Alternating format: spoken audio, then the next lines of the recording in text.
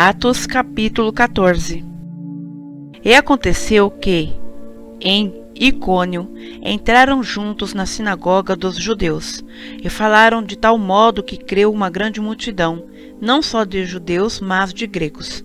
Mas os judeus incrédulos incitaram e irritaram contra os irmãos os ânimos dos gentios. Detiveram-se, pois, muito tempo, falando ousadamente acerca do Senhor, o qual dava testemunho à palavra da sua graça, permitindo que por suas mãos se fizessem sinais e prodígios.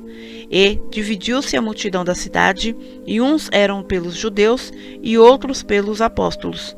E havendo um motim, tanto dos judeus como dos gentios, com os seus principais, para os insultarem e apedrejarem.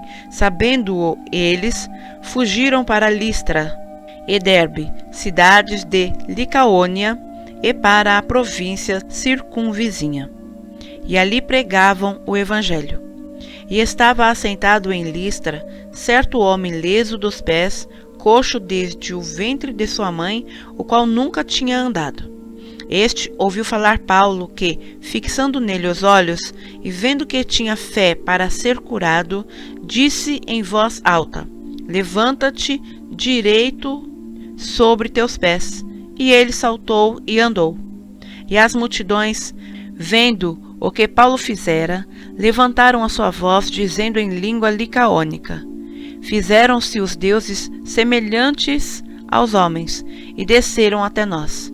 E chamavam Júpiter a Barnabé e Mercúrio a Paulo, porque este era o que falava. E o sacerdote de Júpiter, cujo templo estava em frente da cidade, trazendo para a entrada da porta touros e grinaldas, queria com a multidão sacrificar-lhes. Ouvindo, porém, isto, os apóstolos Barnabé e Paulo rasgaram suas vestes e saltaram para o meio da multidão, clamando e dizendo: Senhores, por que fazeis essas coisas? Nós também somos homens como vós, sujeitos às mesmas paixões, e vos anunciamos que vos convertais dessas vaidades ao Deus vivo, que já fez o céu e a terra, o mar e tudo quanto há neles, o qual nos tempos passados deixou andar todas as nações em seus próprios caminhos.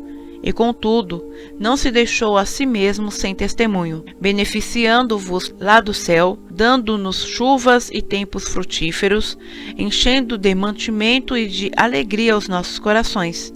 E, dizendo isto, com dificuldade impediram que as multidões lhes sacrificassem. Sobrevieram, porém, uns judeus de Antioquia e de Icônio, que, tendo convencido a multidão, apedrejaram a Paulo e o arrastaram para fora da cidade, cuidando que estava morto. Mas, rodeando-o os discípulos, levantou-se e entrou na cidade. E no dia seguinte saiu com Barnabé para Derbe.